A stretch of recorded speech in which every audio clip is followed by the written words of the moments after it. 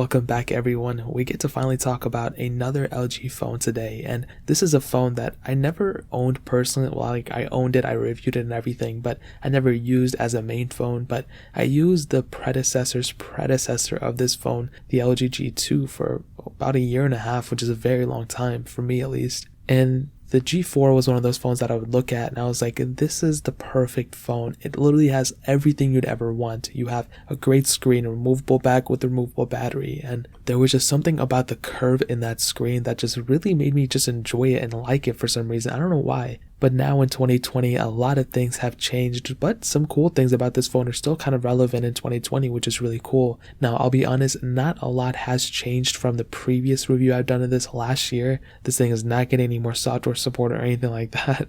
But I still think it's kind of worth mentioning in the whole LG lineup. I'm going to do the G3 after it. Then I'm going to make an updated review of my G2 that I've owned for probably since like 2015 or 2014. So this phone originally came out in 2015, and this was the flagship of the time. This was the phone that once everybody, it was hyping, everyone was hyping it up, everyone was reviewing it. This was a pretty big, massive phone at the time. And the G3 was a super crazy phone. It had a Quad HD display, very good cameras on it and everything like that. And the G4 was, still up there too. Now with the LG G4, looking on the front, we have a 5.5-inch IPS panel. This one is also a 1440p panel, and like I've stated before, the screen on this thing was actually very good for being a 2015 phone and also being an IPS panel. The fact that it was not an AMOLED display really speaks to how good this phone was at the time of it being an IPS panel. There's not a lot of phones out in the market that really kind of compete with this type of display at that time. Obviously now a lot of things have changed 5 years later, but it's still a pretty decent display, I think, for the end of the day. You have the nav bar at the bottom, obviously no gestures or anything like that,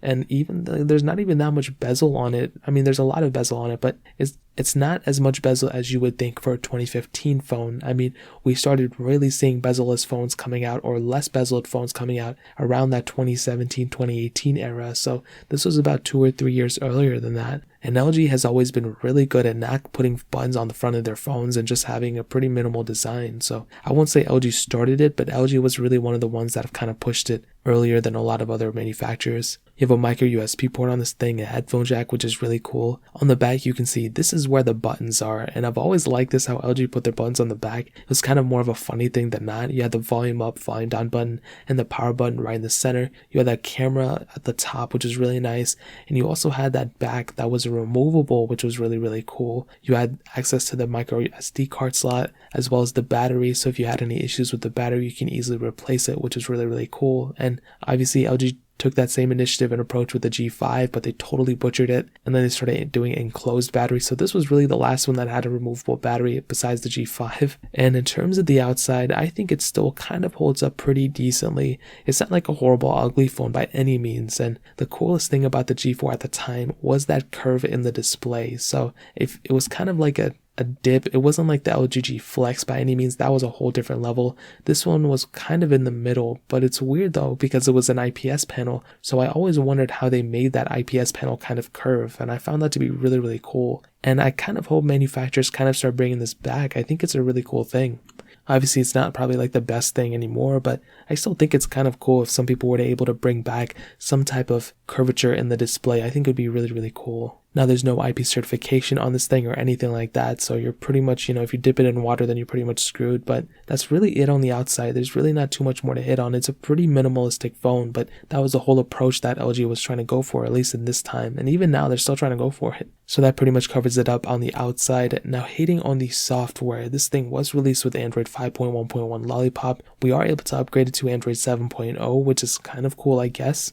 But in terms of software support, you're completely outdated. This thing is not getting any more software support anymore, so that's kind of sad. But honestly, at the same time, it's like, what do you expect? It's a pretty old phone. There's really not much more going for it. So the G5 is outdated, the G6 is outdated, maybe the G7's, I don't really remember. But the cool thing about the G4, and I just looked at this, is that for some reason the LG lineup of phones have been always pretty easy to root and customize, so that's really cool. So you can always, rooting is one thing, and I've stated this before, rooting is really cool. You can get a lot of access to a lot of certain different things within your phone that you weren't necessarily able to get before. But my main thing that I always try to look for in a phone are the custom ROMs, because that is the thing that I personally go out to look for. That is the main main thing that I do. I like getting the most up-to-date software that I can find on a phone. So rooting is one thing, but custom ROMing is a whole nother thing. And what the thing with custom ROMs is that if that phone has a development community behind it, there will pretty much always be custom ROMs for that thing. But if nobody cares about the phone anymore, then there's not going to be any ROMs. And I actually did some research, and for some G4 variants, there is a Lineage OS 16.0 ROM out for this thing, which is really cool. So that's about Android 9.0, which is pretty crazy. So if you want to install Android Pie, you are able to do that on some LG G4s.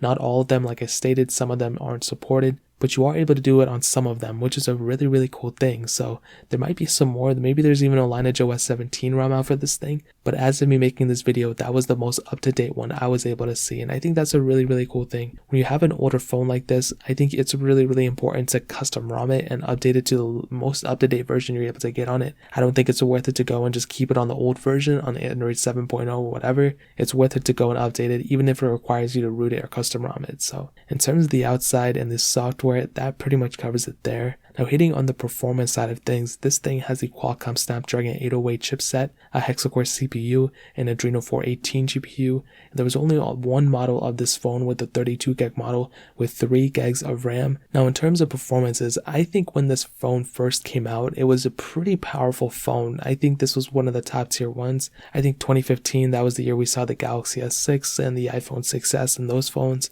So this phone I think was comparable to those at the time, but I feel like even like a year later after this thing was released, all the phones in the market started getting much faster. So this thing kind of was at the peak end of its career right when it was released, because this phone was trying to compete with those phones. So in terms of performance, I think it's slower than a 6S. I think it's about the same speed as a Galaxy S6, to be honest. It's not a horrible phone. LG's UI, for some reason, I just never liked it. It's just such a weird looking software, so it's best if you install Nova Launcher or something like that. So in terms of the software itself, it's not horrible, but the performance aspect of it, I think gets bogged down quite a bit because of the software and the UI. There's a lot of background processes going around on this thing too. So say what you will, I don't think it's a horrible performing phone, especially when you consider the age, but I don't think it's a good performing phone at the, especially even when you compare it to other 2016 phones or 2015 phones, looking at like the iPhone 6s, which has probably held up the best out of all 2015 phones that were released. And on top of that, if you look at it with the S6,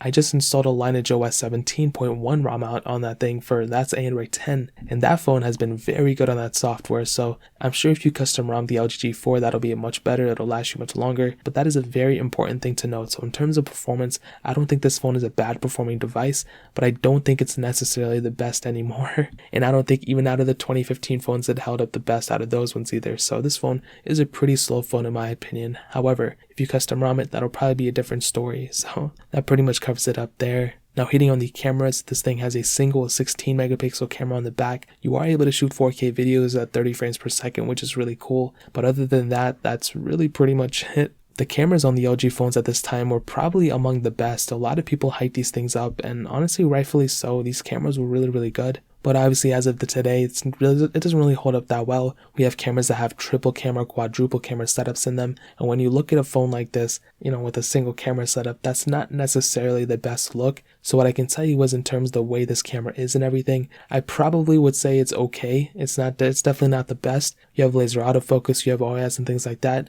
but it's not enough camera that I would recommend people to buy and go get. So in terms of the camera, I'll probably give it like a, average for 2015. Obviously not good anymore, obviously not that great anymore, but for 2015 phone, I don't think it's that bad. Now ending it off, you have that 3000 mAh battery, which the battery itself isn't really that crazy, but the removable aspect of it is probably my favorite thing about this phone. You have the capability of removing this battery, putting a new one in, putting a bigger one in, which is so amazingly awesome. So the battery life on that 3000 mAh might not be the best, but you can always go and swap it out, which is something that I really do love. So in terms of that, I give it a thumbs up as well. Now, I really want to hit on something very important in case somebody is still trying to figure out whether they want this phone or keep it or whatever. I'm going to tell you, everyone should stay away from the LG G4 basically, and I say that very lightly, but I don't want to sound like I'm being a jerk about it. The LG G series phones, and as well as the V series phones for a very short amount of time, had a boot looping issue. So a lot of their phones would constantly go in boot loop. And what a boot loop is basically you would just go boot up to the LG logo and it would just shut back down and then come back to the LG logo and then shut back down. So you would never actually be able to access the files on your phone or even use your phone because it was just constantly in a boot loop state. And apparently this was a huge hardware issue mixed with a software issue. It was just a weird mess. And LG, I don't think even fixed it until the G5 or the G6. So this phone, even if it works now, doesn't mean it'll necessarily work forever or even work for a month or two from now. So because of that, and that's a huge thing, I would probably recommend people not to pick up this phone just based off that. Again, I think the G4 was important at a time, but I especially think now in 2020 is probably not the best pickup. And I'm surprised if the G4 still works up until this day. So that's really pretty much it. If you want a good phone to pick up, I'd probably recommend the Google Pixel 2 XL at the bare minimum. A Galaxy S8 is a pretty good pickup. If you can spend a little bit more money, a Galaxy S10 is also a really good pickup as well. So I'll leave all those linked down below. You can get them from there and help support the channel at the same time. But that is pretty much it. If you guys have any other questions or anything, leave it down in the comment section below. Hit the like button, that would mean so much, but definitely hit that subscribe button. Every single subscriber that we get really does count, so it means so much if you guys get that. Also check out the other links down in the description as well. My Twitter, my Instagram, my second channel. All those links are linked down below. I'd really appreciate if you guys to check it out. More importantly than everything else, I love every single one of you guys. Hopefully I'll catch you guys in the next video. Peace out till then.